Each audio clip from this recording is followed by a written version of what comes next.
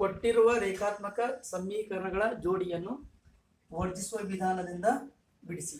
ನಮಗೆ 2 ರೇಖಾತ್ಮಕ ಸಮೀಕರಣ ಜೋಡಿ ಕೊಟ್ಟಾರ.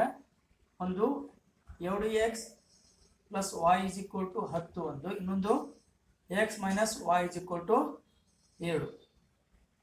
ಇದು ನಾವು ಈ ಸಮೀಕರಣ ಬಿಡಿಸಬೇಕಾಗಿದೆ. ಇಲ್ಲಿ ಸಮೀಕರಣ ನೋಡ್ಬೇಕಂದ್ರೆ ವಿಶೇಷವಾಗಿ ಇಲ್ಲಿ +y ಇದೆ, ಇಲ್ಲಿ -y ಇದೆ. ಇಲ್ಲಿ ಒಂದೇ ರೀತಿಯ ಬೀಜ ಪದಗಳು ಅದಾವ. ಒಂದು +y ಇದೆ, ಮತ್ತೊಂದು -y ಇದೆ. ಈ ಸಮೀಕರಣ 1 ಮತ್ತು 2 ಎರಡು ಕೂಡಿಸಿದಾಗ +y ಮತ್ತು -y ಏನಾಗ್ತವ, ಕ್ಯಾನ್ಸಲ್ ಆಗ್ತವೆ. ಈ ಸಮೀಕರಣ 1 ಮತ್ತು 2 ಕೊಟ್ಟಂತ 2 ಸಮೀಕರಣ ನಾವು ಕೂಡಿಸ್ಬೇಕು. ಯಾಕಂದ್ರೆ +y ಮತ್ತು -y ಇರೋದ್ರಿಂದ ಎರಡು ಕ್ಯಾನ್ಸಲ್ ಆಗ್ತಾವ.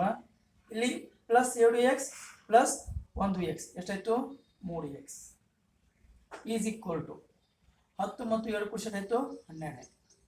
ಎಷ್ಟಾಯ್ತು, 3x ಈಸ್ ಈಕ್ವಲ್ ಟು ಎಷ್ಟಾಯ್ತು, 12 ಆಯಿತು. x equal to 12. ಇದು 3 × x ಅದ, ಇದು ಬಂದು ಭಾಗ ಕೆಳಭಾಗಲೇ 3 3 1 3 4. x ಈಕ್ವಲ್ ಟು ಎಷ್ಟು, x ಈಕ್ವಲ್ ಟು 4. ಇಲ್ಲಿ x ಬೆಲೆ ಸಮೀಕರಣ 1 ತುಂಬೋಣ. x equal to 4. ನಾವು x ಬೆಲೆ ಸಿಕ್ಕೈತೆ ಈಗ y ಬೆಲೆ ಕಂಡುಬೇಕಾಗಿದೆ. x ಈಕ್ವಲ್ ಟು 4 ಅನ್ನು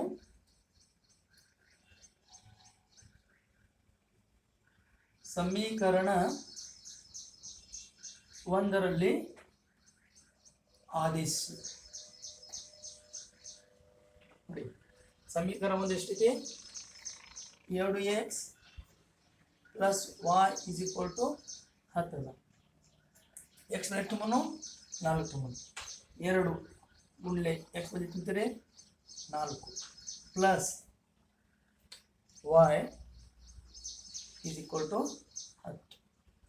ಎಷ್ಟಾಯ್ತು, 2 4 8 ಪ್ಲಸ್ y = 10. y = +8 ಅಂತ ಕಳಿಸ್ರಿ. ಇಲ್ಲಿ 7 10 ಅದ, ಇದು +8 ಇತ್ತು ಹಾಕಿ -8 ಆಗ್ತದೆ. 10 8 ಹೋದ್ರೆ 2.